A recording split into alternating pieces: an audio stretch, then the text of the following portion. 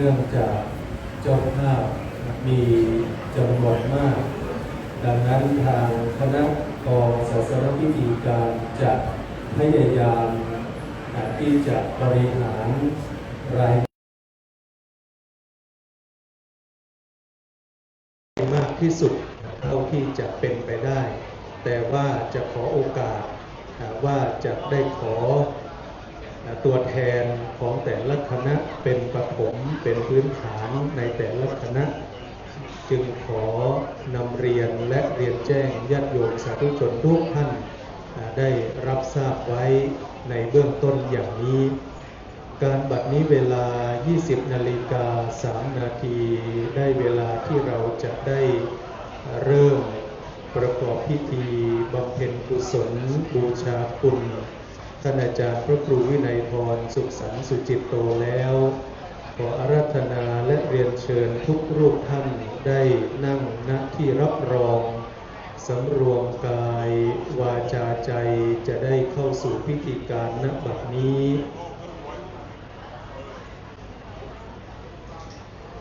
กล้าวขอน้อมกราบอาราธนาพระเดชพระคุณพระสุวรรณเมธีด็อกเตอร์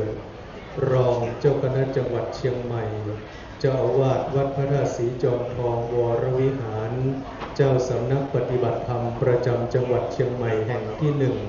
กดสวิตช์ธูปเทียนเครื่องนมัสการบูชาพระรัตนตรัยเบื้องหน้าโต๊ะหมู่บูชา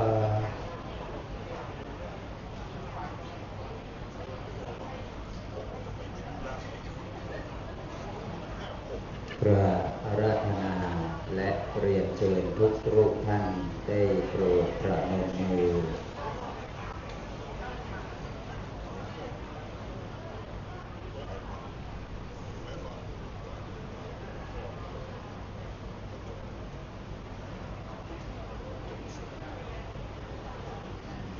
ขอกราบอาราธนาพระเดชพระคุณพระอมรเวทีผู้ช่วยเจ้าอาวาสพระอารามหลวงวัดพระธาตุศรีจอมทองวรวิหารกดสวิตช์เทียนส่องธรรม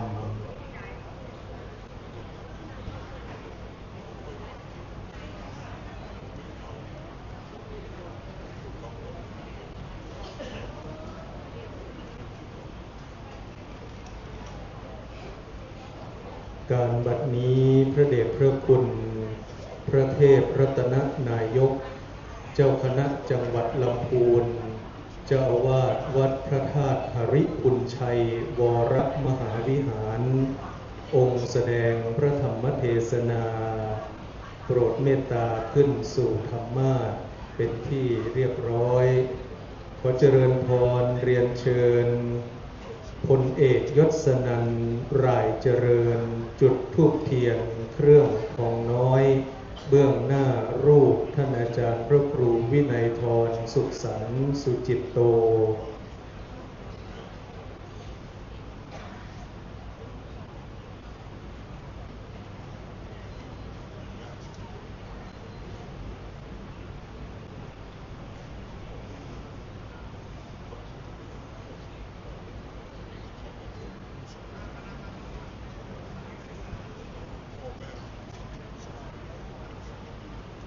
ขอเจริญพรเรียนเชิญท่านสืบศักดิ์เอี่ยมวิจารณ์อดีตผู้ว่าราชการจังหวัดแม่ฮ่องสอนและอดีตผู้ว่าราชการจังหวัดเพชรบูรณ์ถวายพานดอกไม้ขอสมาทานเบญจศีลต่อพระเดชพระคุณองค์แสดงพระธรรมเทศนา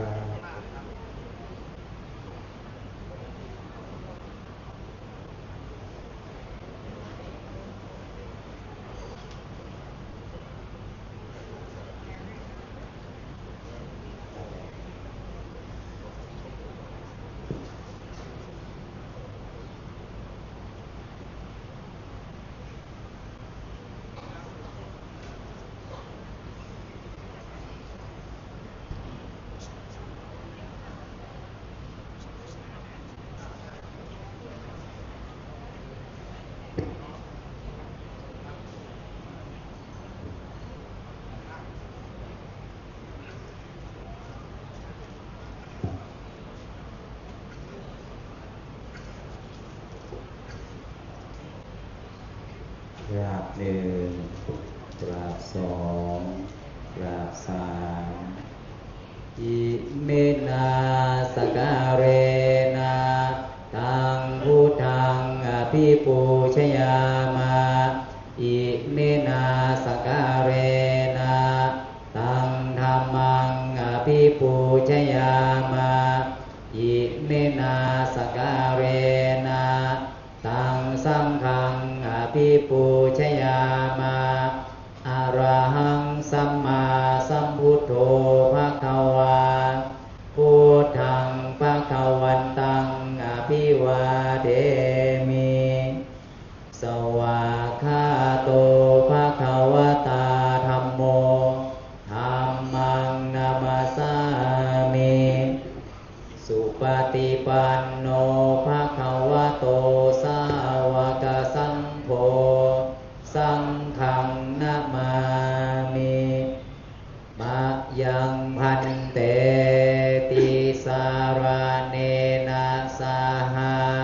ปัญจศีลานิยาจามาทุติยัมปิมายังพันเตติสารเนนะสหะปัญจศีลานิยาจามาตาติยัมปิมายังพันเตติสารเนนะสหะปัญจศีลานิยาจามานะโมตัสสะภะคะวะโตอะระหะโตสัมมาสัมพุทธัสสะนะโมตัสสะภะคะวะโตอะระหะโตสัมมาสัมพุทธัสสะนะโมตัสสะภะคะวะโตอะระหะโตสัมมาสัมพุทธัสสะนะโมตัสสะภะคะวะโตอะระหะโตสัมมาสัมพุทธัสสะนะโมตัสสะภะคะวะโตอะระหะโตสัมมาสัมพุทธัสสะนะโมตัสสะภะคะวะโตอะระหะโตสัมมาสัมพุทธัสสะธัมมังสรณังคัจฉามิพุทธังสรณังคัจฉามิธัมมังสรณังคัจฉามิธัมมังสรณังคัจฉามิสังฆังสรณังคัจฉา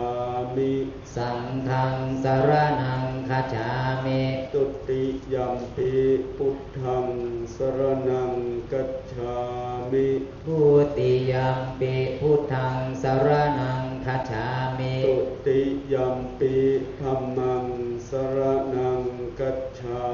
มิทุติยัมปิธัมมังสรณังคัจฉามิตุติยัมปิสังฆังสรณังคัจฉามิทุติยัมปิสังฆังสรณังคัจฉามิตติยัมปิพุทธังสรณังคัจฉามิตติยัมปิพุทธังสรณังคัจฉามิตติยัมปิธัมมังสรณังคัจฉามิตติยัมปิธัมมังสรณังคัจฉามิตติยัมปิสังฆังสรณังคัจฉามิตติยัมปิสังฆังสรณังคัจฉามิปานาติปาตาเวระมณีสิกขาปัตตังสมาธิยามิปานาติปาตาเวระมณีสิกขาปัตตังสมาธิยามินาตานาเวระมณีสิกขาปัตตังสมาธิยามิอาทินนาทานาเวระมณีสิกขาปัตตังสมาธิยามิสามิสุมิจฉาจาราเวระมณีสิกขาปัตตังสมาธิยามิ กาเมสุมิจฉาจาราเวรมณีสิกขาปะทังสมาธิยามิสาวาตาเวระมณีสิกขาปะทังสมาธิยามิมุสาวาตาเวรมณีสิกขาปะทังสมาธิยามิสุราเมรยะมัจจปมาตฐานาเวระมณีสิกขาปะทังสมาธิยามิ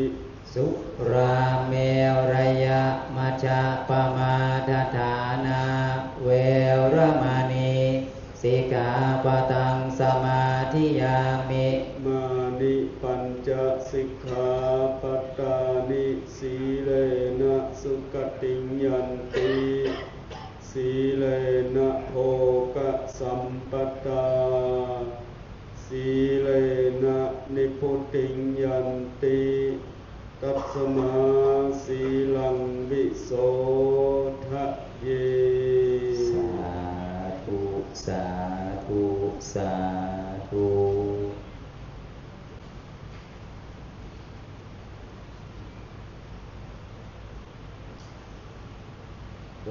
มาจโลกาธิปติสหัมปติกัดอัญจาริยทิวรังอายาจาธาสันติธาสัตตปราชขชาติกาเทเสตุธรรมังอานุกัมปิมังปะชัง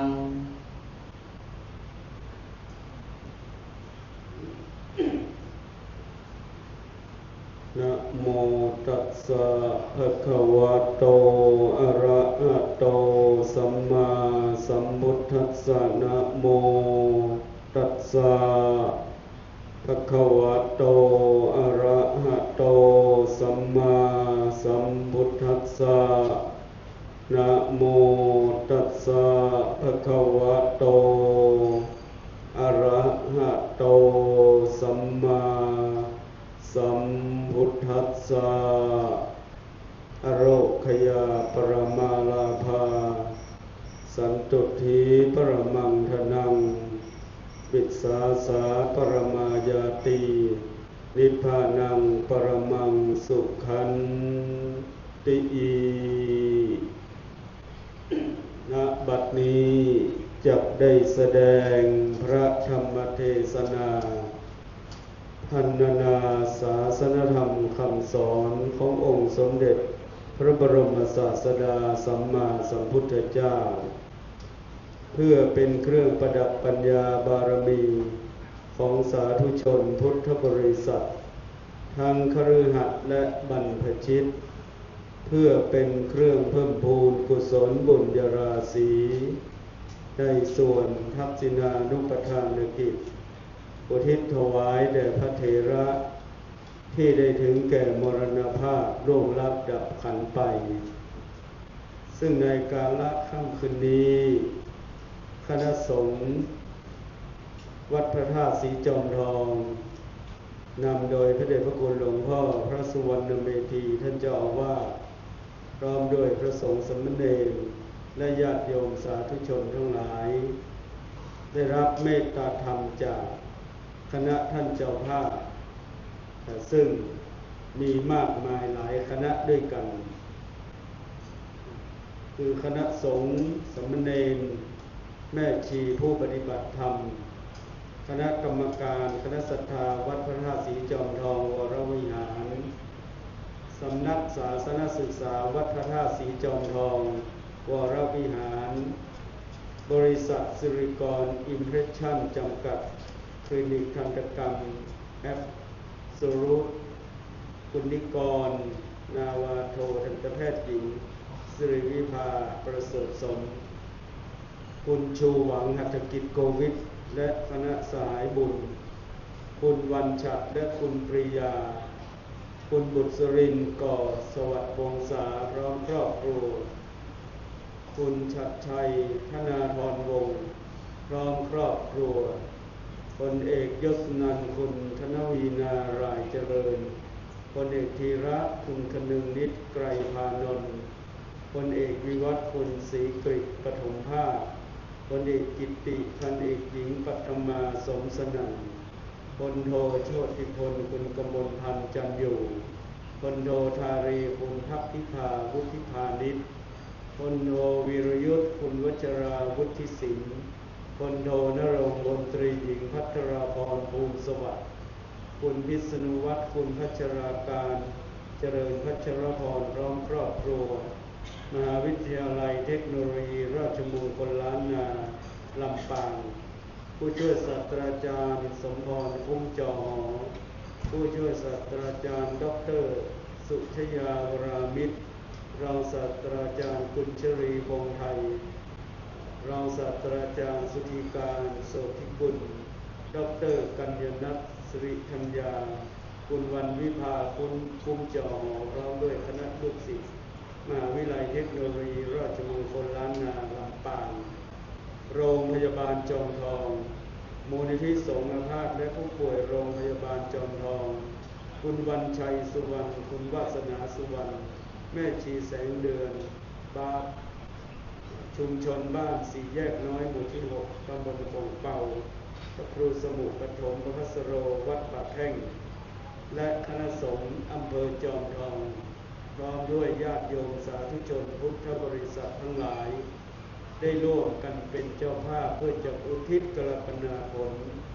ถวายแด่ดวงวิญญาณบริสุทธิ์ของท่านพระครูวินัยทรสุขสันต์สุจิตโตพระวิปัสสนาจารย์ประจำสำนักปฏิบัติธรรมวัดพระธาตุศรีจอมทองในนามลูกศิษย์ของพระเดชพระคุณหลวงปู่พระพรหมมงคลซึ่งท่านได้ล่วงลับดับขันไปด้วยวัย64 ปี 35 พรรษาญาติโยมสาธุชนพุทธบริษัททั้งหลายเราในฐานะที่เป็นศิษย์ของท่านก็ดีเป็นผู้ที่เคยให้ความอุปถัมภ์ในการปฏิบัติศาสนกิจของท่านก็ดีหรือเป็นผู้รู้จักมักคุ้นได้มีความเคารพมีความศรัทธานับถือในข้อวัดปฏิบัติของพระอาจารย์สุขสันต์สุจิตโตในฐานะที่เป็นพระวิปัสสนาจารย์เก่งในเรื่องของการสอบอารมณ์เรียกว่าเป็นมือหนึ่งหรืออาจจะเป็นมือสองมือสามของวัดพระธาตุศรีจอมทองได้ทำการแทนหรือปฏิบัติหน้าที่แบ่งเบาภาระพระเดชพระคุณหลวงปู่พระพรหมมงคลอย่างเสมอต้นเสมอปลายนับเวลา10 ปีเสร็จล่วงแล้วไปแล้วดังนั้นญาติโยมสาธุชนพุทธบริษัททั้งหลายเราท่านทั้งหลายในฐานะที่เป็นศิษย์เป็นผู้รู้จักมักคุ้นท่านเราทั้งหลายนั้นเป็นศิษย์หลวงปู่ทองอาตมามีความเชื่อมั่นว่าญาติโยมสาธุชนทั้งหลายนั้นเข้าใจในเรื่องโลกียวิสัยเข้าใจในเรื่องของโลกุตรธรรมและน้อมนำทำให้เรานั้นปฏิบัติเป็นมัชฌิมาปฏิปทาหลวงปู่ท่านจะพร่ำสอนเราท่านทั้งหลายว่าอันไหนหนักก็อย่าแบกอันไหนที่มันไม่ค่อยทำให้เรานะสำราญจิตใจเราก็ปรงเราก็วางเราท่านทั้งหลายนั้นปรงอยู่แล้ววางอยู่แล้วแต่ตามปกติมันก็ยังอาลัยนะถึงแม้ว่ามันจะหนักเราไม่แบกแล้วแต่เราก็เหลียวดูมันอยู่ว่าใครจะมารับหรือเราปรงแต่ปรงแล้วมันก็ยังกลับขึ้นมาอยู่ในจิตใจเราเรียกว่าเราขูดเกลากิเลสไม่ได้หมดไปจากจิตคือของเรานั้นมันเป็นกิเลสที่หวนกลับไปกลับมาบางขณะก็เหมือนเป็นเทพธิดาเทพบุตร บางขณะก็เปรียบเหมือนกับเป็นพระอริยเจ้าแต่บางขณะก็เหมือนกับอยู่ในวงการของสัตว์เดรัจฉานบ้างสัตว์นรกเปรตอสุรกายบ้าง ซึ่งลักษณะนี้มันไม่ได้ปรากฏในทางกายภาพแต่สิ่งที่อาตมาพูดนั้นมันปรากฏเป็นโทรภาพในทางจิตและมันก็จะทำให้เราท่านทั้งหลายนั้นหลงลืมสติบางทีก็ขาดสมาธิอย่างนี้เป็นต้นแล้วเราจะเห็นว่าถ้าใครเป็นลูกศิษย์ของหลวงปู่ทองหรือหลวงปู่พระพรหมมงคลท่านจะสอนให้นิ่งท่านจะสอนให้นิ่งตลอดกาลถ้าเรานิ่งอยู่เนี่ยโอกาสที่เราจะชนะมันมีมากแต่ถ้าเราตอบโต้หรือลุกขึ้นสู้ความพ่ายแพ้ก็อาจจะบังเกิดขึ้น ฉะนั้นเราเกิดมาเป็นมนุษย์เนี่ยเราทุกคนนั้นจะต้องยอมแพ้หรือพ่ายแพ้ต่อมรณะภัยมรณะภัยนั้นเป็นสิ่งสุดท้ายสำหรับชีวิตดังนั้นคนที่รู้จักกันเนี่ยรู้จักกันมานานหรือมีความสนิทชิดเชื้อกันบางทีอยู่ด้วยกันบางทีก็ไม่ได้ห่วงหาอะไรต่างคนต่างอยู่ต่างคนต่างไปพอสิ้นลมหายใจความปรากฏคือความห่วงหาอะไรคิดถึงว่าเคยได้อยู่ได้กินได้ร่วมกิจกรรมกันมาก็จึงมาหวนระลึกก็จึงมาร่วมงานศพซึ่งถือว่าเป็นงานสุดท้ายของชีวิตของแต่ละคนแต่ละท่านที่เราได้เคารพนับถือหรือให้ความสนิทเป็นกัลยาณมิตรในชีวิตของแต่ละคนแต่ละท่านญาติโยมสาธุชนทั้งหลายเราท่านทั้งหลายเนี่ยต้องการอย่างยิ่งที่จะให้เรานั้นอยู่ในโลกนี้นานๆถึงแม้ว่าโลกนี้มันจะเป็นโลกแห่งความทุกข์แต่มันก็มีความสนุกเจือปนอยู่ความสนุกมันเจือปนอยู่เพราะว่าเรานั้นตัดทุกข์ไม่ขาดแต่ก็ยังหวังความสนุกความสบายแต่ถ้าเราท่านทั้งหลายสังเกตปฏิปทาของพระอริยเจ้าทั้งหลายนั้นท่านก็อยู่กับมนุษย์นี่อยู่กับคนเหมือนกับพระพุทธเจ้าตอนที่พระองค์ทรงทรมานพระวรกายพระองค์ทรงปฏิบัติการในทางจิตเพื่อที่จะลดละเลิกกิเลสพระองค์ก็อยู่ในป่าพอพระองค์หมดจดผ่องใสบริสุทธิ์บริบูรณ์ไม่ว่าจะเป็นอดีตอนาคตหรือปัจจุบันเนี่ยพระองค์ก็เสด็จมาอยู่กับคนทั้งหลายเพราะพระองค์นั้นเป็นผู้มีเมตตาสูงเป็นพระมหาโพธิสัตว์เคยบำเพ็ญมาเป็นพันเป็นหมื่นเป็นแสนชาติพระองค์มีเมตตาต่อชาวโลกต่อสัตว์เดรัจฉานต่อธรรมชาติเข้าใจทุกสรรพสิ่งพระองค์นั้นได้ชื่อว่าเป็นผู้นำทางจิตวิญญาณและเป็นแบบอย่างของเหล่าพุทธศาสนิกชนหรือคนในโลกนี้สอนให้คนเรานั้นให้อยู่อย่างสงบดูแลโลกของตนเองให้ดีเขาเรียกว่าโลกส่วนตัวถ้าท่านทั้งหลายเคยได้อ่านกายนครของเจ้าประคุณสมเด็จญาณสังวรวัดบวรนิเวศแล้วก็จะเข้าใจ เพราะว่าทุกคนนั้นจะมีอัศมิมานะพระพุทธทาสก็บอกว่าตัวกูของกูนี่แหละคือพระราชาพญาจิตตราชกูจะเอาไหนกินกูจะหลับยังไงกูจะกลับยังไงนั่นแหละพระราชาที่มันทรมานจิตของเราให้เราจะต้องทนทุกข์ทรมานฉะนั้นเราจะต้องกำราบพญาจิตตราชนี้ให้ได้ควบคุมมันให้อยู่การควบคุมไม่ให้พญาจิตตราชนี้ต้องออกรบสู้สงครามเรียกว่าจะต้องทำจิตให้สงบนั่นเองเรียกว่ามีสมาธิหรืออบรมในเชิงของวิปัสสนากรรมฐานหรือว่าสติปัฏฐานอย่างนี้เป็นต้นอันนี้เป็นแนวทางที่เราท่านทั้งหลายได้เรียนรู้และปฏิบัติตามพระอริยเจ้าทั้งหลาย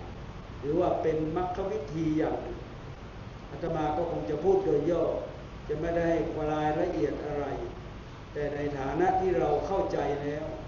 เราก็สามารถที่จะอยู่ในโลกนี้ได้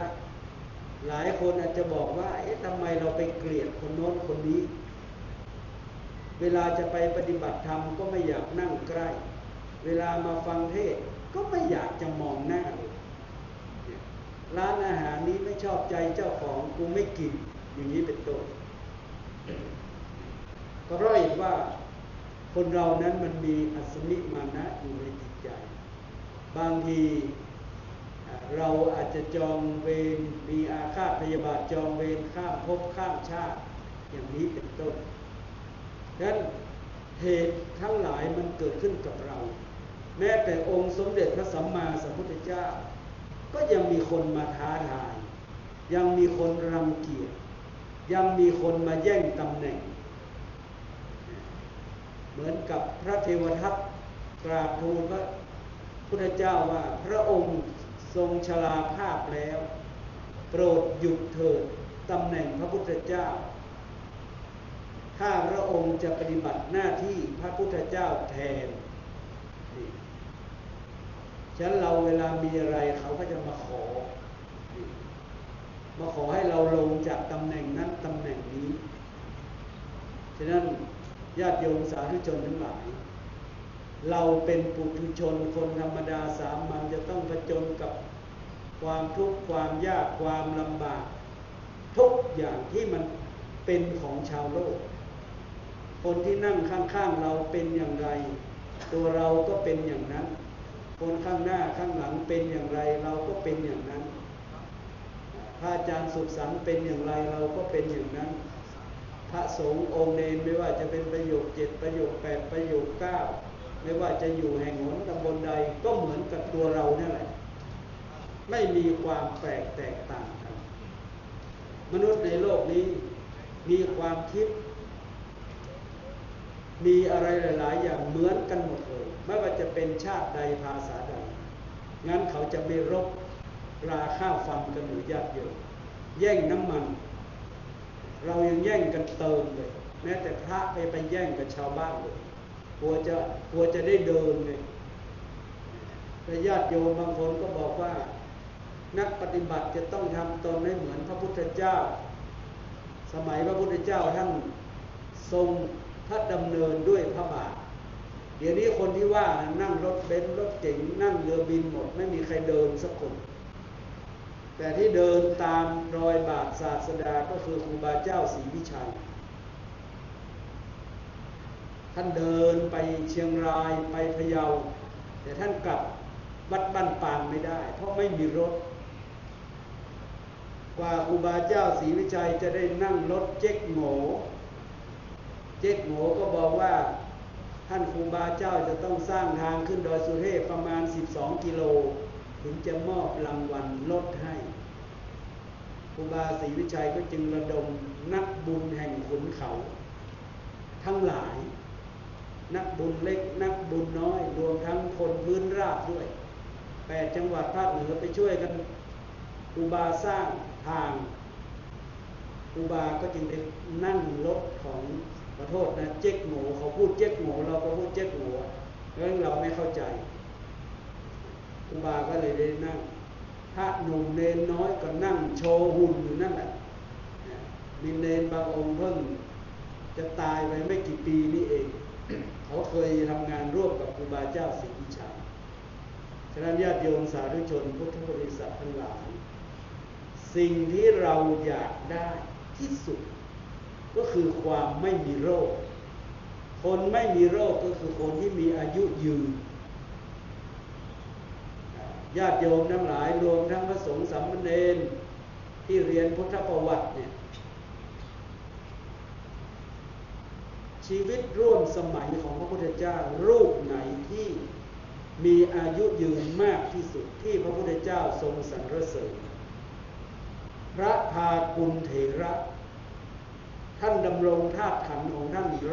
160 ปีจำไว้เลยนะเอาไปเทศได้นะ160 ปีรูปที่สองคือรูปที่เป็นประธานในงานถวายพระเพลิงบรมศพของพระพุทธเจ้าก็คือพระอนุรุทธะเถระเจ้าดำรงธาตุขันธ์150 ปี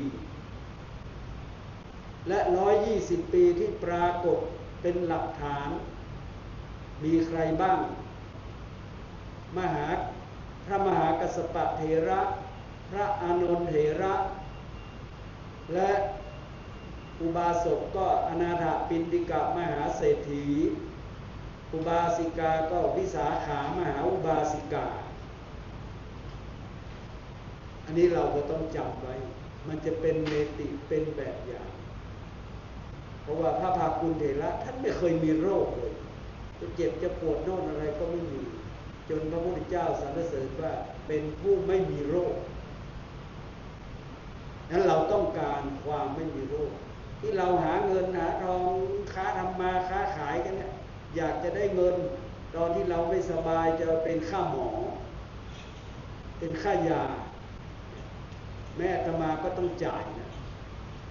ไปโรงพยาบาลก็ต้องจ่ายแต่หลวงพ่อสุวรรณเมธีท่านจะไปรับห้องอะไรก็ไม่รู้ราคาตั้ง600,000เอาเหงาหลับไปแล้วเหรอหลวงพ่อกำลังโปรโมทให้ห้องอะไรนะฮะห้องตรวจที่โรงพยาบาลสงฆ์เนาะที่โรงพยาบาลมหาราชท่านพระสังกำแพงท่านจะเป็นเจ้าภาพตั้ง600,000ของเราจะควักสัก600เนี่ยโอ้ยเอา300พอแล้วได้หลวงปู่สุวรรณเมธีลูกศิษย์เอกของหลวงปู่พรหมมงคลเสียสละแต่ก็ไม่เท่าหลวงปู่เนาะเพราะหลวงปู่ท่านสร้างเป็นหลังเลยอันนี้ได้ห้องเดียวอาตมายังไม่ได้สักห้องเลยเราก็ตามหลวงพ่อไปเพราะหลวงพ่อท่านแก่กว่าอาตมา 2-3 ปีอีกไม่นานก็คงจะได้สักห้อง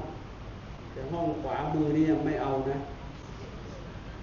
ห้องของอาจารย์สุขสันต์นี่ยังไม่เอาอยากจะอยู่ต่ออยู่อีกนิดหนึ่งนะอย่างน้อยก็ได้79ย่าง80ก็โอเคแล้วส่วนใครจะอยู่120 150 ปี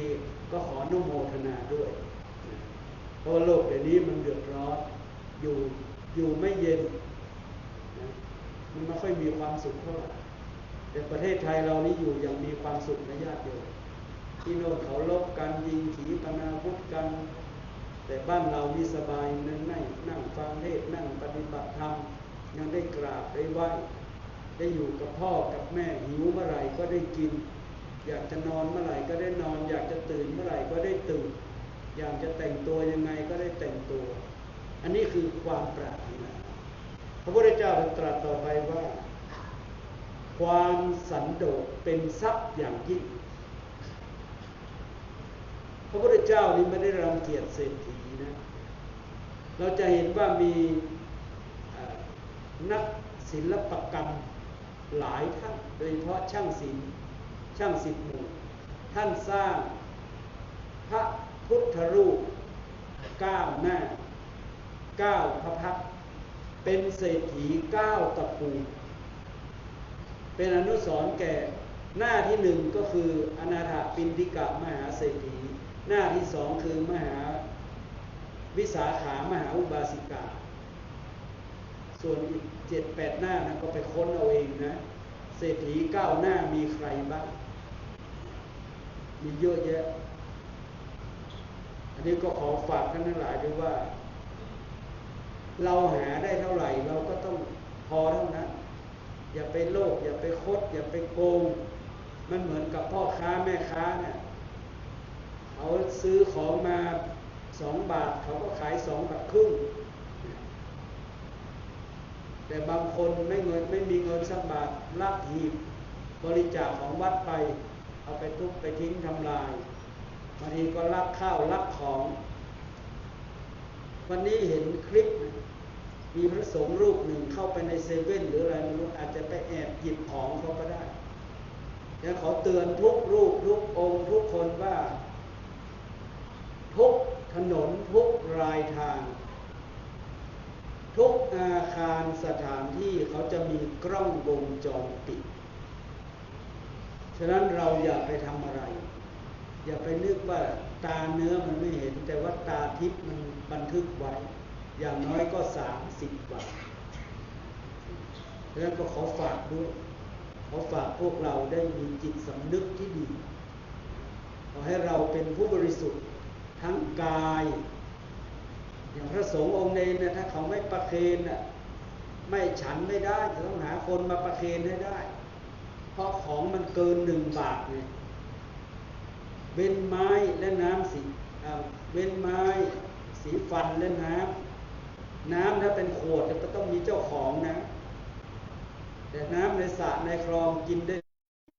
ต้องกรองต้องมีธรรมกรกคนเมืองมักทำหมกโคกเครื่องกรองน้ำก็คือใช้ผ้านั่นแหละไม่มีผ้าอื่นก็ใช้ผ้าชายจีวรก็ได้แต่ชายสบงนี่ไม่ค่อยสะอาดเท่าไหร่แล้วก็ขอฝากพวกเราทุกคนว่ามีเท่าไหร่ก็ใช้แต่พระสงฆ์ทั้งหลายนักปฏิบัตินี่ท่านจะแบ่งปันนะถ้าใครได้แปลประโยค4ประโยค5ในเรื่องของการได้รับบิณฑบาตบาตบางบาทเนี่ยบางชนิดฉันได้10 องค์พระผู้ที่ปฏิบัติอย่างอุกฤษท่านจะเอาแต่พอที่ท่านจะฉันอัดยังอัตภาพให้เป็นไปเท่านั้นถ้าจะไม่สะสมแล้วถ้าใครยังปฏิบัติไม่อุกฤษก็จะเหลือไว้ในบาตรเอาไว้กินตอนหิวอย่างนี้เป็นต้นหรืออาจจะไปออกไปซื้อที่เซเว่นอะไรเป็นต้นแต่ญาติโยมก็ต้องมีนะเป็นญาติเป็นโยมเพราะว่าเราไม่ใช่อยู่คนเดียวบางทีมีพ่อแม่มีคนป่วยมีลูกมีหลานที่เขายังไม่รู้ภาษาอะไรเนี่ยเขาก็จะหิวอยู่ตลอดเวลาสรีระคราบเน่าหรือสรีระโยมมันต้องกินตลอดเวลาพระพุทธเจ้าได้ตรัสว่าชิคัจฉาปรมาโรคา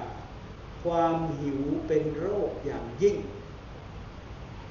เราเป็นโรคนานๆ2 ปี3 ปีอาจจะเข้าโรงพยาบาลหมดสัก 4-5 พันแต่อันนี้มันหมดค่าก๋วยเตี๋ยวทุกวันค่ามาม่าทุกวันและค่าอะไรอีกทุกวันแล้ววันละกี่ครั้งไม่รู้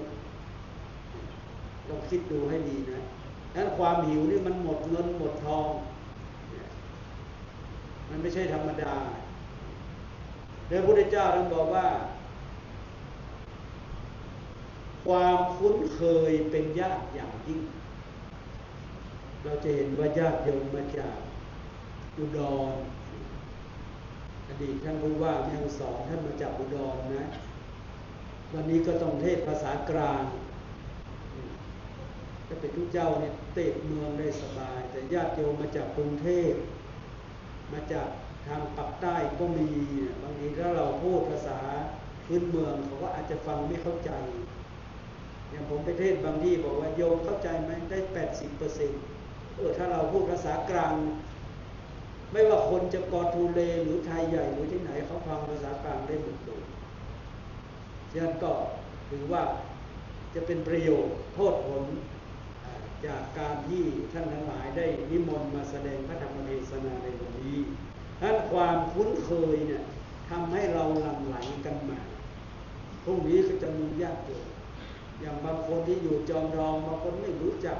แต่บางคนอาจจะคิดว่าเคยได้ใส่บาตรหลวงพ่อท่านพระอาจารย์สุขสันต์เคยได้ไปบิณฑบาตผ่านหน้าบ้านทุกวันพระเนรบางรูปอาจจะบอกว่าพระอาจารย์สุขสันต์ท่านทำวัดทุกเช้าทุกเย็น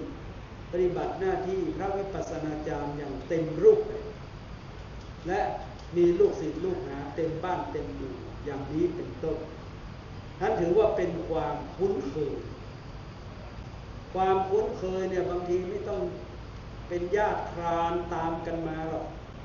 แต่ว่าเป็นญาติธรรมเคยได้ให้โอวาทธรรม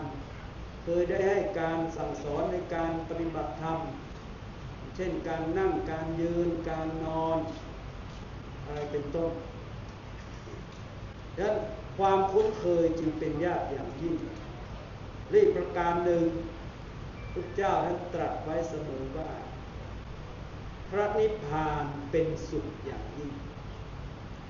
คำว่าพระนิพพานเนี่ยอยากจะบอกญาติโยมทั้งหลายว่ามันไม่ได้เป็นเมืองไหนหรอกอันนั้นเป็นเทพนิยายแต่คนเราเนี่ยมันชอบมันเหมือนกับในสมัยพุทธกาลหลังจากที่พระพุทธเจ้าได้นิพพานลงเนี่ยองค์ท่านก็ไม่มีแล้วจะเหลือแต่สรีระขันธ์หรือสรีระธาตุเขาก็สร้างเจดีย์ไว้ทำวิหารใหญ่ครอบโยมก็ไม่เห็นอยากจะเห็นพระพุทธเจ้าจริงๆนะต่อมาก็จะมีนักปราชญ์ชาวกรีกเขาก็ปั้นพระพุทธรูปในจินตนาการของเขาดูหน้าคล้ายๆอินเดียผมหยิกหยองนะที่เป็นตุ่มๆนะคือผมหยิกหยองแล้วก็เขาก้าวเข้าไว้เขาจะเอาหนังยืดอะไรหนังบ้องหนังยืดรัดไว้มันเหมือนกับเป็นชฎาเนี่ยแต่ท่านเป็นกษัตริย์ไงท่านเป็นกษัตริย์เขาก็เอาทำเป็นพระพุทธรูปอันนี้แหละพระพุทธเจ้าองค์จริงนักปราชญ์ราชบดีทั้งหลายก็อาราธนาพระเจดีย์ออกจากวิหารเอาพระพุทธรูปเข้าไปแทนนี่แหละญาติโยมสาธุชนทั้งหลายฉะนั้นพระเจดีย์เนี่ยเป็นประธานของวัดนะ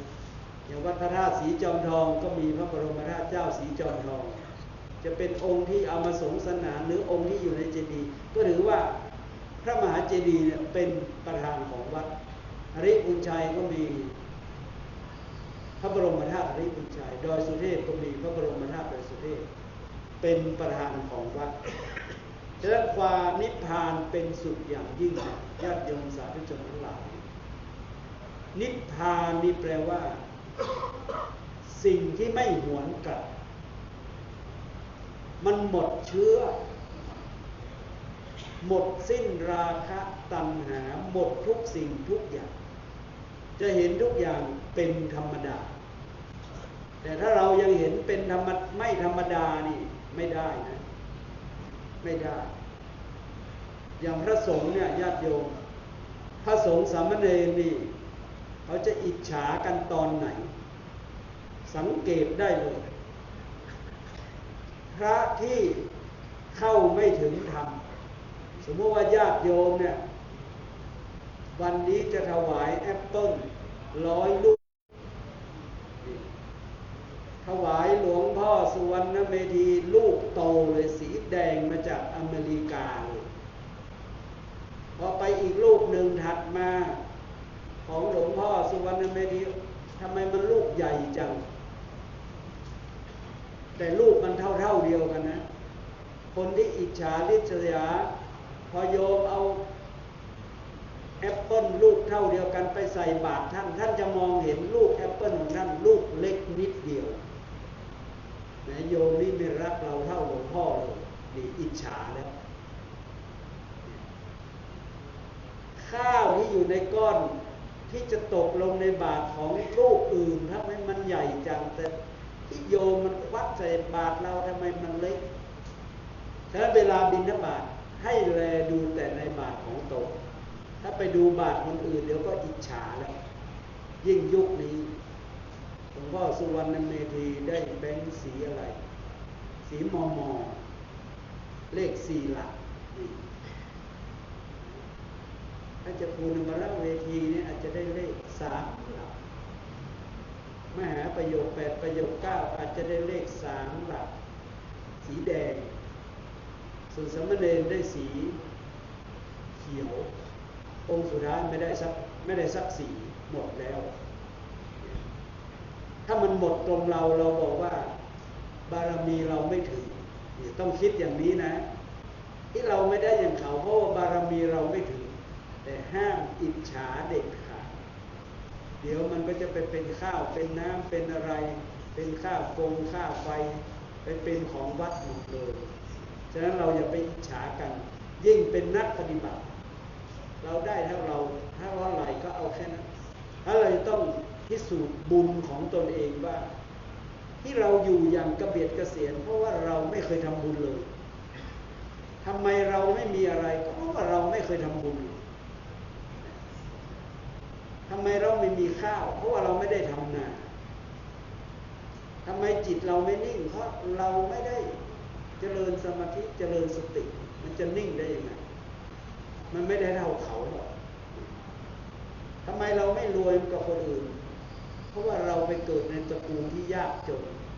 แต่เขาไปเกิดในตระกูลที่ร่ำรวยแต่บางคนเขาไปเกิดในตระกูลที่ร่ำรวย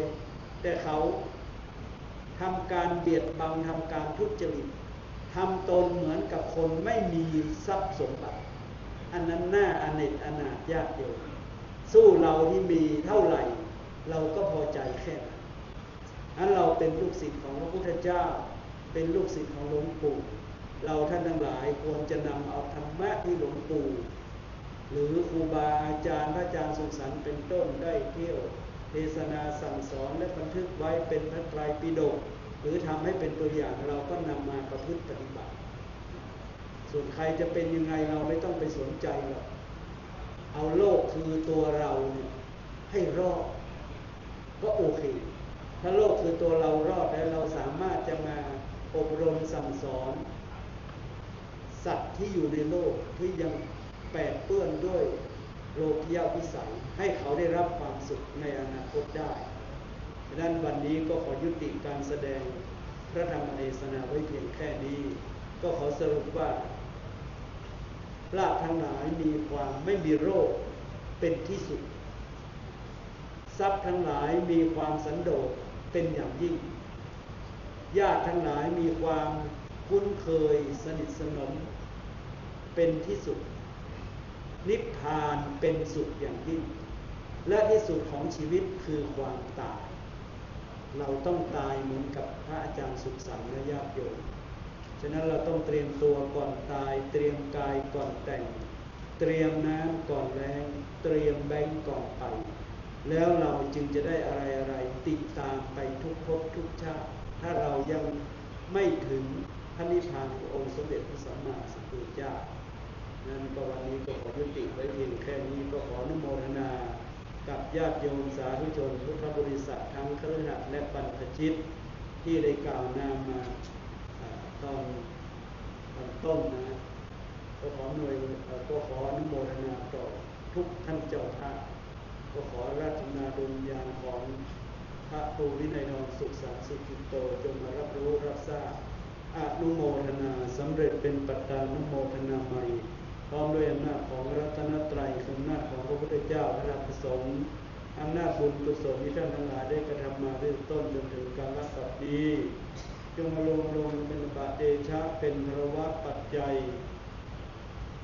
ดลบันดาลประทานพรให้สมณสักการและมูลสักการทั้งหลายจงอยู่ร่มเย็นเป็นสุขเจริญในธรรมขององค์สมเด็จพระสัมมาสัมพุทธเจ้าเจริญด้วยอายุวันนะสุขะพละปฏิภาณธนสังสมบัติโดยทั่วกันทุกท่านแสดงพระธรรมเทศนามาพอสมควรแก่เวลาเอวังก็มีด้วยประการฉนี้ท่านนำมายังสาธุกลังกโรมาเซสาธุสาธุสาธุ ระธรรมเทศนาโดยพระเดชพระคุณพระเทพรัตนนายกเจ้าคณะจังหวัดลำพูนเจ้าอาวาสวัดพระธาตุหริพุนชัยวรมหาวิหารจบลงเป็นที่เรียบร้อยในลำดับต่อไปพระสงฆ์จตุรวรรควัดพระธาตุหริพุนชัยวรมหาวิหารจะได้สวดพระอภิธรรมขอเจริญพรเรียนเชิญผู้ช่วยศาสตราจารย์สมพรคุ้มจอหอกดสวิตช์ธูปเทียนบูชาพระธรรมเบื้องหน้าตู้พระธรรมด้านหน้าพระสงฆ์จตุรวรรคผู้สวดพระอภิธรรม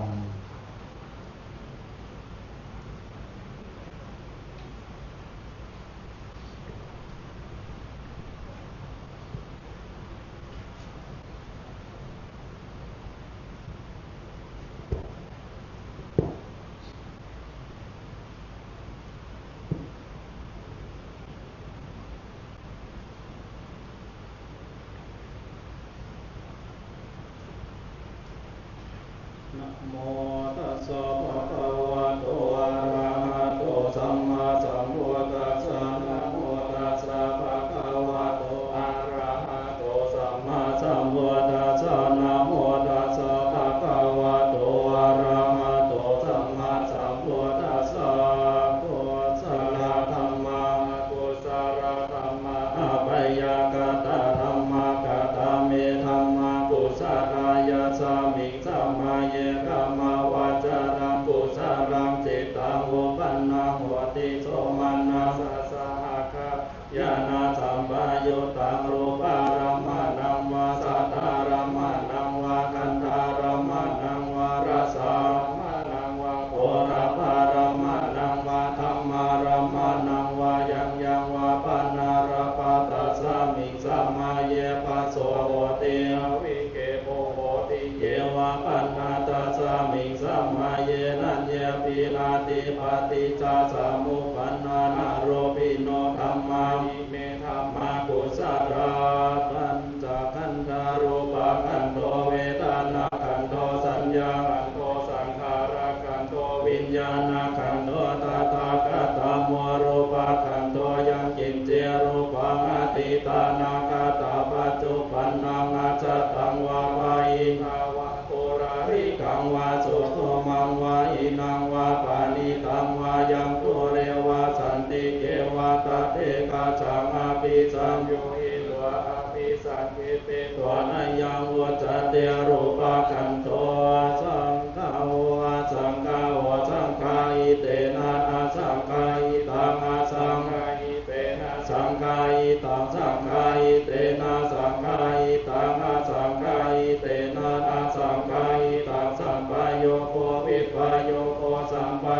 เตนะวิปะโยตังวิปะโยเตนะสัมปะโยตังอาสังฆาอิตังสัพพัญญติโยขันธาปัญญติอายตนะปัญญติอาตุปัญญติสัจจปัญญติอินทรียปัญญติปุคาระปัญญติกิตาวตาปุคาระนาปุคาระปัญญติสัมมาญาวิมุตโตอาสัมมาญาวิมุตโตอุปาทัมโมอากุปาทัมโมปาริหานาธัมโมอาปาริหานาธัมโมเจตนาภะโพอนุรักขันนาภะโพอุตุชาโนโพธาระปุปโยปาระโตอาปโยปาระโตปะปะคัมมันโนอาปะปะคัมมันโนนิยโตอานิยโตปฏิปันนาโตภะเรติโตอะระหะนาระหะตายาปฏิปันโน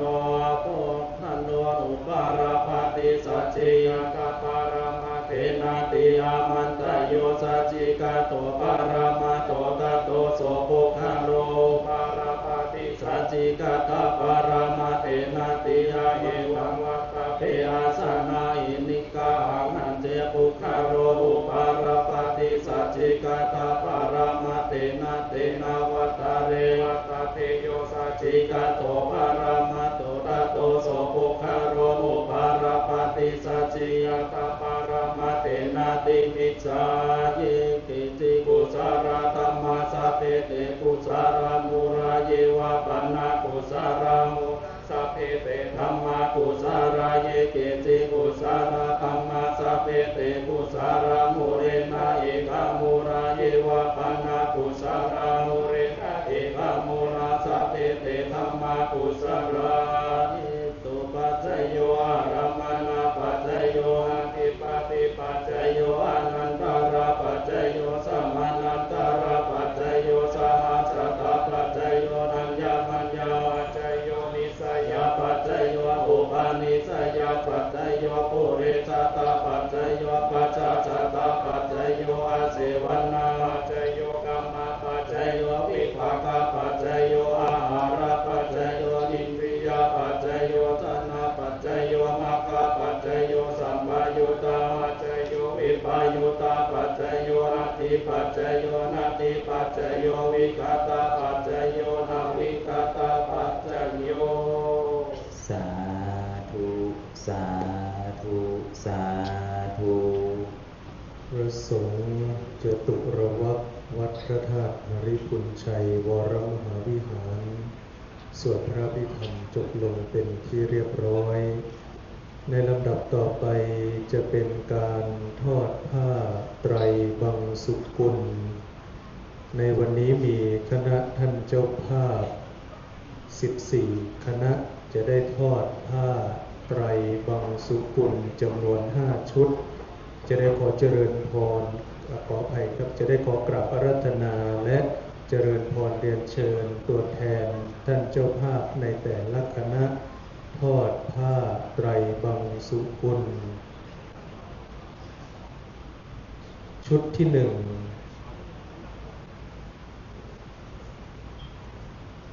น้อมกราบอาราธนาหลวงพ่อพระครูวิบูลย์ภาวนานุศาสตร์เจ้าอาวาสวัดห้วยบงอำเภอลี้จังหวัดลำพูนทอดผ้าไตรบังสุกุลเบื้องหน้าองค์แสดงพระธรรมเทศนาน้อมกราบอาราธนาครับ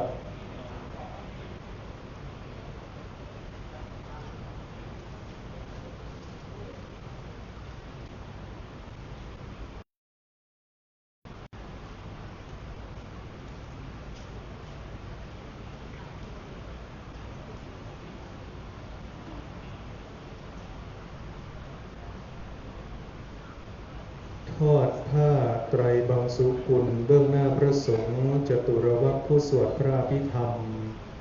น้อมกราบอาราธนาพระเถรานุเถระดังนี้รูปที่1น้อมกราบอาราธนาพระครูสุจิตปัญญารัตน์เจ้าคณะอำเภอจอมทองรูปที่2ขอกราบอาราธนาพระครูโสภิตปุญโยภาสรองเจ้าคณะอำเภอจอมทองรูปที่3ขออาราธนาพระครูอาทรสมาธิวัฒน์ประธานคณะพระวิปัสสนาจารย์วัดพระราชสีจอมทองวรวิหารและรูปที่4ขออาราธนาพระครูสมุปฐมประภัสโรวัดป่าแพ่ง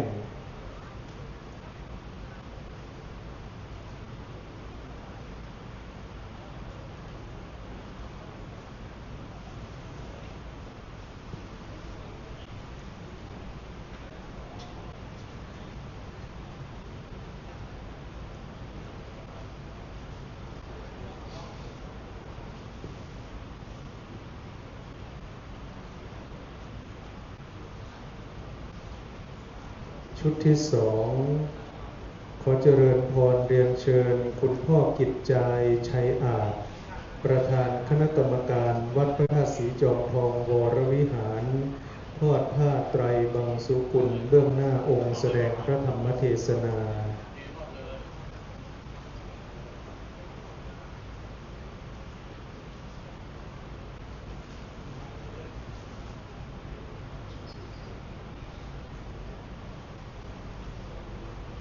เบื้องหน้าองค์แสดงพระธรรมเทศนา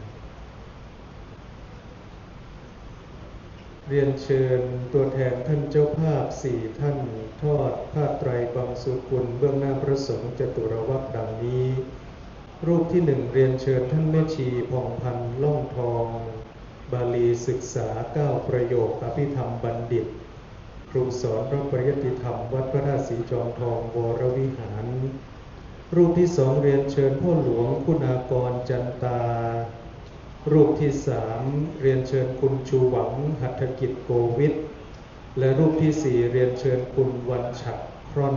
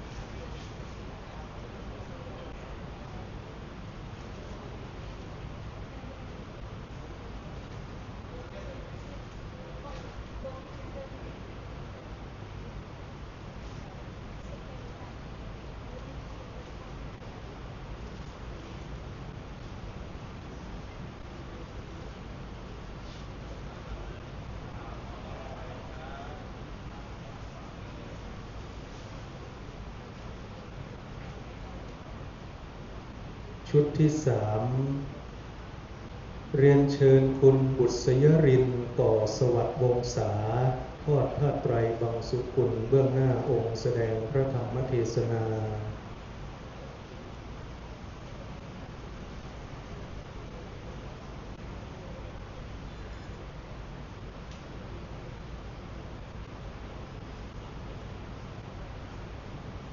และขอเจริญพรตัวแทนท่านเจ้าภาพ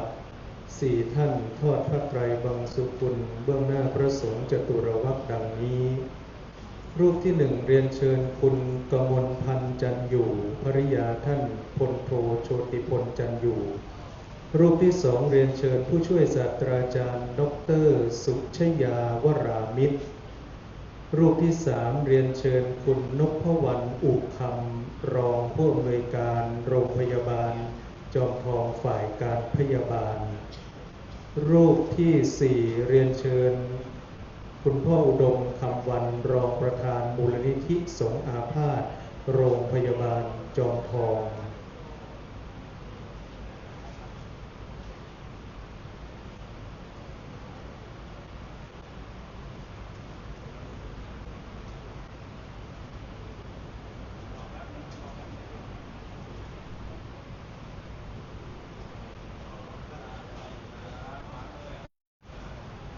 ชุดที่สี่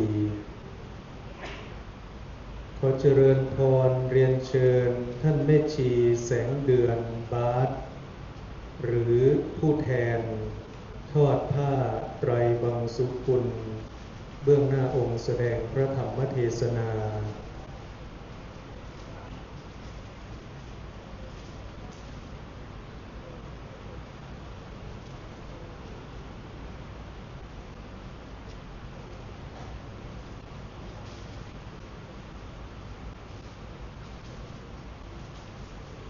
เรียนเชิญตัวแทนท่านเจ้าภาพทอดผ้าเบื้องหน้าพระสงฆ์จตุรวรรคดังนี้รูปที่หนึ่งเรียนเชิญคุณมนตรีพันชมรูปที่สองเรียนเชิญคุณพ่อประเสริฐแสนสุรินทร์รูปที่สามเรียนเชิญคุณแม่ประวิตรจันเจอบุญคุณนิกรนาวาโททันตแพทย์หญิงสิริวิภาประเสริฐสมและรูปที่สี่เรียนเชิญคุณสุรพงศ์คุณฉันทนาพรหมทัต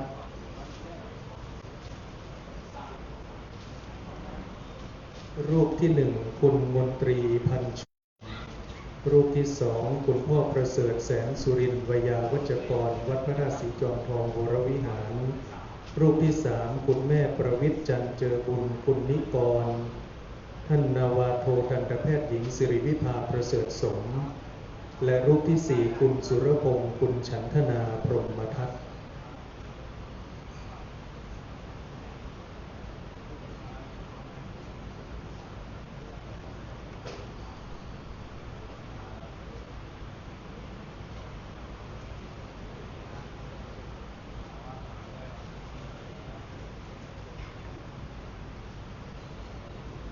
ชุดที่ห้า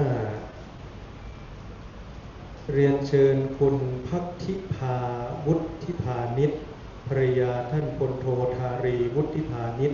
ทอดผ้าไตรบังสุกุลเบื้องหน้าองค์แสดงพระธรรมเทศนา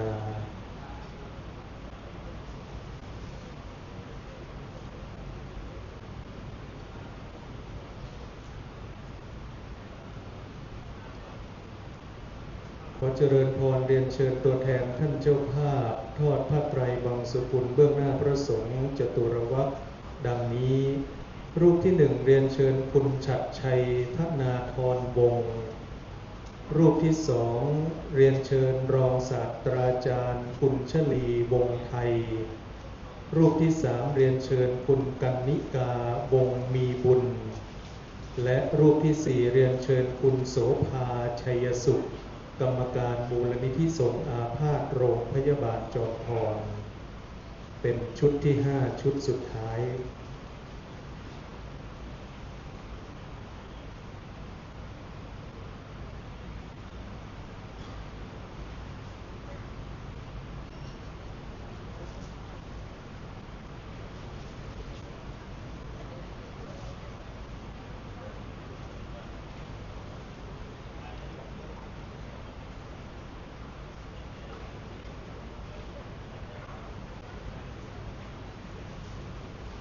เมื่อทอดผ้าไตรบังสุกุลเสร็จเรียบร้อยแล้วเรียนเชิญกลับที่นั่งรับรองเดิม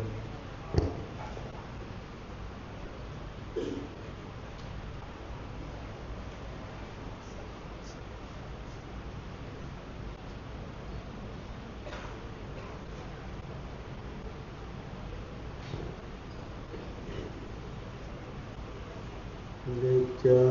วัตสังขาราอุปาทวยธรรมิโนอุปัชจิตวานิโรชันติเตสังวุปัสสโมสุโข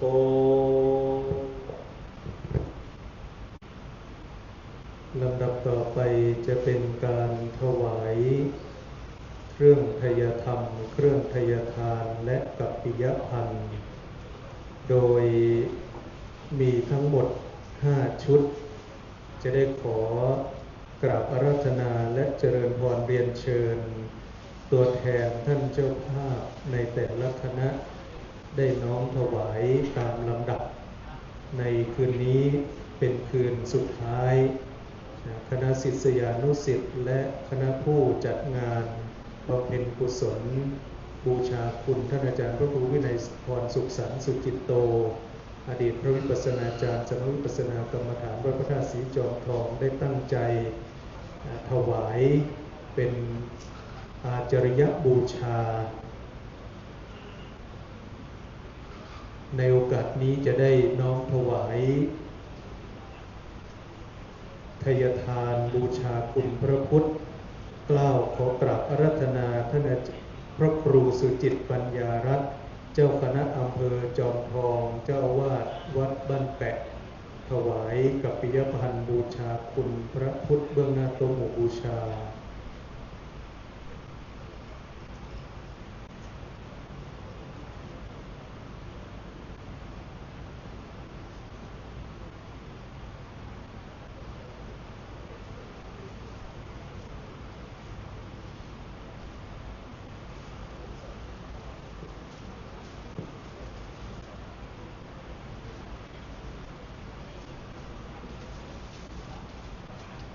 น้อมกราบอาราธนาพระครูโสภิชนาธิการเจ้าคณะตำบลบ้านแปะเขต2เจ้าอาวาสวัดขวงเปาใต้ถวายเครื่องไทยธรรมบูชาพระธรรมเทศนาน้อมกราบอาราธนาครับ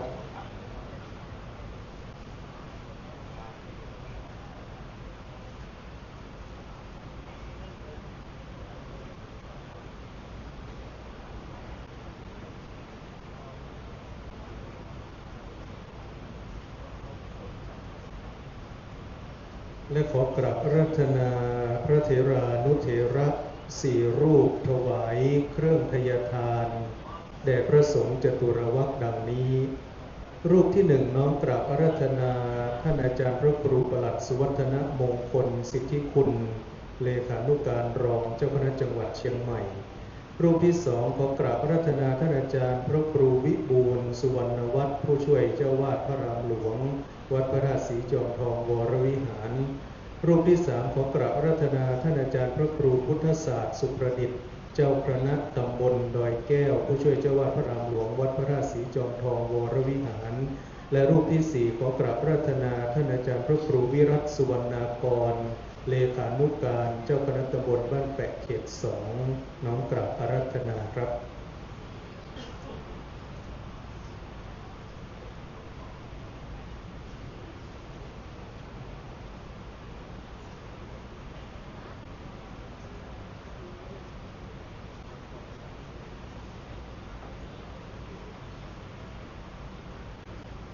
ชุดที่สองขอกราบอาราธนาท่านอาจารย์พระมหายานพงศ์วัดหนองกวางอำเภอลี้จังหวัดลำพูนถวายบูชาคุณพระพุทธเบื้องหน้าโต๊ะหมู่บูชา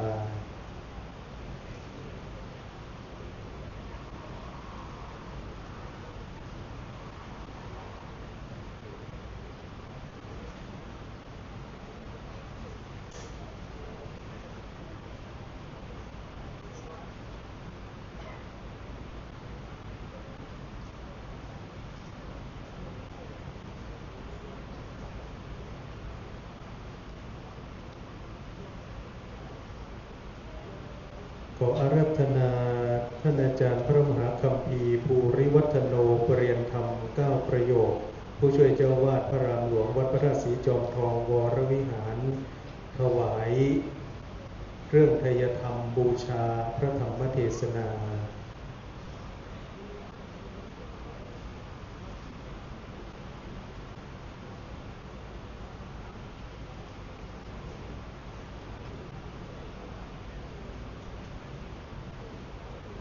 ขอเจริญพรเรียนเชิญตัวแทนท่านเจ้าภาพถวายไทยทานชุดที่สองดังนี้รูปที่หนึ่งเรียนเชิญท่านแม่ชีกัลยาเยาวันรูปที่สองเรียนเชิญท่านดร.สหัสโรจน์โรจนเมธารูปที่สามเรียนเชิญคุณภูวเดชคุณอาทิตยาคุณณกฎชกรสร้อยฟ้าและรูปที่สี่เรียนเชิญคุณวันฉัตรพร่อน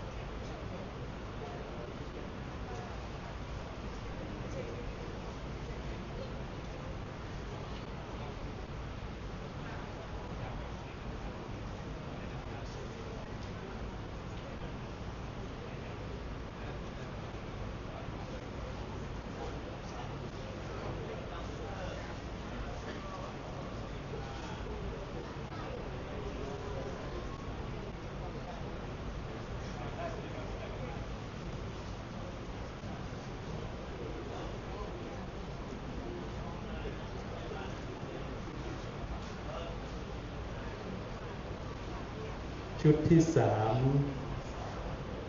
ขอเจริญพรเรียนเชิญคุณบุษรินทร์ก่อสวัสดิ์วงศาถวายเครื่องไทยธรรมบูชาพระธรรมเทศนา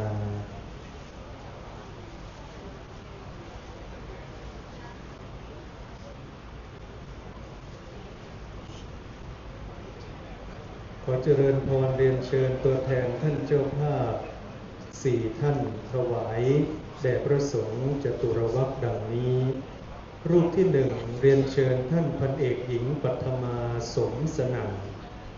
รูปที่สองเรียนเชิญท่านแม่ชีเกียงคำแก้วสมวางรูปที่สามเรียนเชิญรองศาสตราจารย์สุธีการโสธีกุล และรูปที่สี่เรียนเชิญคุณระวีวรรณอ้อมอารี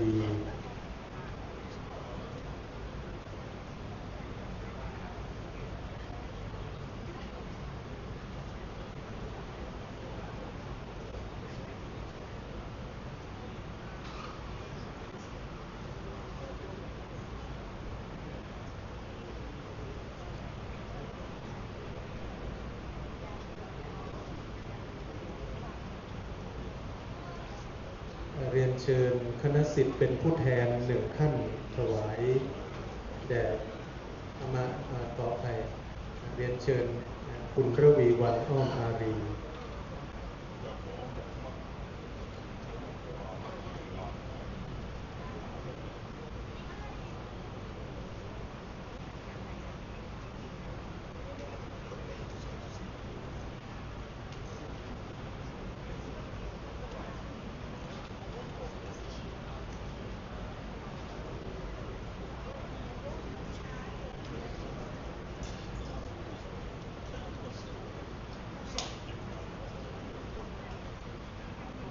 ชุดที่สี่เรียนเชิญคุณวันชัยละดาละลิศสกุลกรรมการมูลนิธิสงฆ์อาพาธโรงพยาบาลจอมทองน้อมถวายเครื่องทยธรรมบูชาพระธรรมเทศนา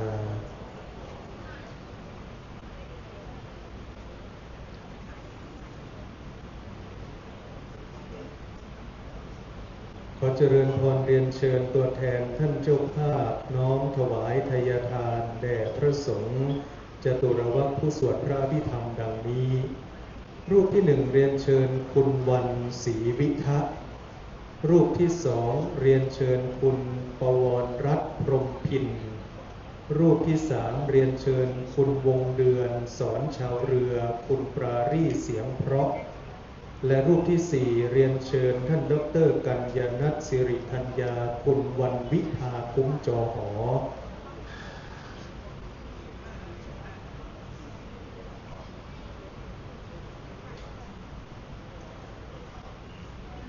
รูปที่หนึ่งคุณวันศรีวิทักษ์รูปที่สองคุณปวรรัตน์พรหมพินรูปที่สามคุณวงเดือนสอนชาวเรือคุณปรารี่เสียงเพราะและรูปที่สี่ดร.กัญญาณัฐสิริธัญญาคุณวันวิภาคุ้มจอหอ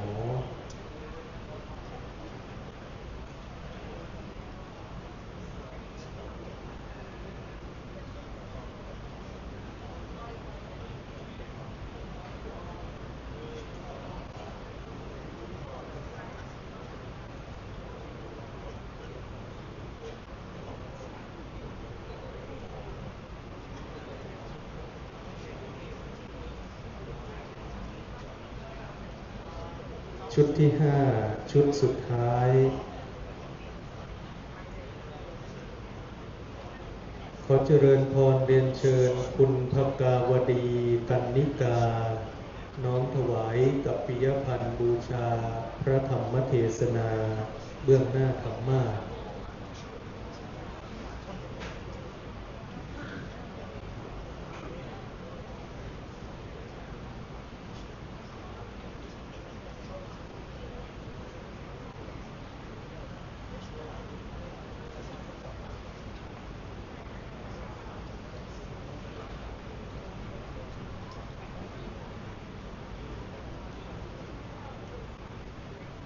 ขอเจริญพรเรียนเชิญตัวแทนท่านเจ้าภาพถวายกัปปิยพันธ์แด่พระสงฆ์จตุรวรรธผู้สวดพระอภิธรรมดังนี้รูปที่หนึ่งเรียนเชิญคุณพิษณุวัฒน์คุณพัชราการเจริญพัชรพรรูปที่สองเรียนเชิญท่านแม่หลวงเพ็ญจันทร์แสนสามกองคุณแม่จันดีสังขรักษ์รูปที่สามเรียนเชิญคุณสรัตติยาวงแก่นคุณรสรินทร์ชัยวุฒิและรูปที่สี่เรียนเชิญคุณอารีอรุณสิทธิ์คุณโสภาสิริสมบูรณ์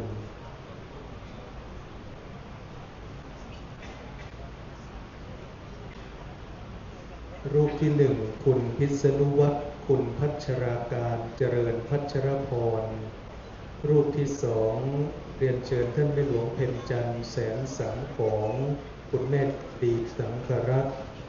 รูปที่สามเรียนเชิญคุณสรัตติยาวงแก่นคุณรสรินทร์ชัยวุฒิและรูปที่สี่เรียนเชิญคุณอารีอรุณสิทธิ์คุณโสภาสิริสมบูรณ์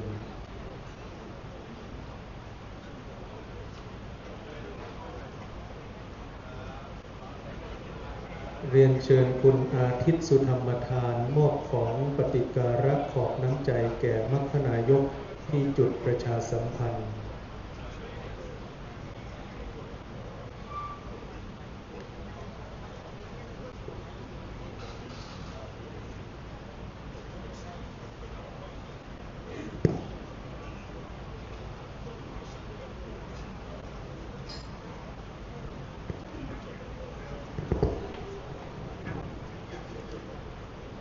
ยะถาวะปุราปาริปุเรนติสาการังเอวะเมวะอินังเปตานังโมปะกัปปติอิจิตังปฏิตังตุมหังคิปะเมวะมิจจตุสัพเพปุเรนตุสังกปาจันโตปนะมณีโจติราโสยถาสัพพิติโยวิวัจจันตุสัพพะโรโคโตมาเตภวัตวันตารายโยสุขิติขายุโกภวะอภิวาทนาลิสานิจังวุฒาปัจจายโนจัตตารโอธรรมาวัฏันติอายุสุขังปัลลังอายัญจะโคทักเขนาทินนาสังฆเมโสปะเตเตทิคารตังเอตายัสสะทานาโสอุปกัปปติยะติธัมโมจะอายังเนตัสสิโตเปตานาปุจจาจักลาภลัญจะเบโกนามาโนปะตินังโตเมปุญญังปะตังอานาปะกันเตภวตุสัพพมังคลังลากันตุสัพพเทวตาพุทธานุภาเวนะสัทธาโสติภวันตุเตภวตุสัพพมังคลังลาสัพพเทวตาสัพพธัมมานุภาเวนะสัทธาโสติภวันตุเตภวตุพระมังคลังละขันตุสัพพเทวตาสัพพสังฆานุภาเวนะสัทธาโสติภวันตุเตนะมายังสาธุกลังกโลมาเสสาธุสาธุสาธุ เพื่อให้การบำเพ็ญกุศลครบองค์บุญกิริยาวัตถุสามทานศีลภาวนา จึงขออาราธนาและเจริญพรเรียนเชิญทุกรูปท่านเจริญจิตภาวนา เป็นระยะเวลา 64 วินาทีณ บัดนี้นะครับ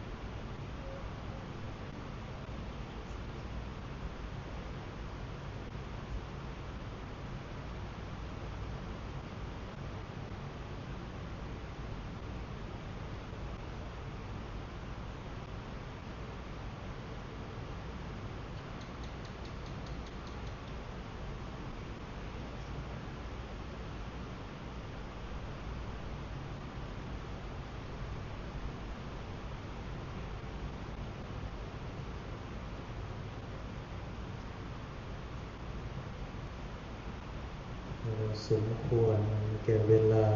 แผ่เมตตาแบบพื้นเมืองล้านนา อิตังตานากัมมังนิพพานาปัญจโยโหตุโนนิจังอิตังศีลานิพพานาปัญจโยโหตุโนนิจังอิตังภาวนานิพพานาปัญจโยโหตุโนนิจังยังกินจิกุสาลังกันตัมปังกัมมังสัมเพหิกาเตหิปุญญังโนอนุโมทันตุสุนันตุปุนโตเยเทวาสัพมิงฐาเนอาทิคายุกาสัทธาหนตุสัมภาสันตานังสุขีอันตานังปาริหารันตุมาตาคีตาหนตุทุกขาปามุจจันตุสัมเปยติกาสุขีตาหนตุปามุจจันตุสัมเพยติกาสุขีตาหนตุทุกขาปามุจจันตุสัมเพปิสาสัมเพยคาเปตาสุขีตาหนตุทุกขาปามุจจันตุสัมเพนักขันตาหนตุทุกขาปามุจจันตุสัพเพเทวาสุขีตาหนตุทุกขาปามุจจันตุสัพเพอาจาริยุปัจจัยยาหนตุทุกขาปามุจจันตุสัมภาสัมปันตินังสามิจจันตุโววันตาเมพุทธังสัมพังเมธรรมะธรรมเมพันเตวันธามิธรรมังสัมปังเมโตสังฆามะธรรมเมพันเตวันธามิสังฆังโตสังฆามะธรรมเมพันเตวันธามิปุรุอุปัชฌาจาริโตสังพันเตวันธามิกัมมันฐานังสัมพังเมโตสังฆามัฏฐาเมพันเตวันธามิอารามเมสีมายังสัมพังเมโตสังฆามัฏฐาเมพันเตวันธามิเจติยังสัมพังสัมพันธาเนสุกิตาสารีราธาตุมหาโพธิพุทธารูปังสักกาลังสัทธานาคาโลเกโลเกพรัมมาโลเกชัมพูติเปลังกาทิเปสาลีราธาตุโยเกสัทธาตุโยธาตุโยเจติยังคันตะกุติงจาตุราสิติสหเสธรรมกันเทสัพเพสังปาทะเจติยังหังวันธามิสัพพะโสขอกราบอาราธนาและเรียนเชิญทุกรูปท่านน้อมประนมมืออัญชุลีไปทางพระมหาเถระพระเถรานุเถระทั้งนั้นวันตาน้อยโดยพร้อมเพรียงกันวันตามีพันเตสัพพังอาปาราทังคามาธาเมพันเตมยากาตังปุญญังสามินาทิตาพังสามินากาตังปุญญังไมหังทาตาพังสาธุสา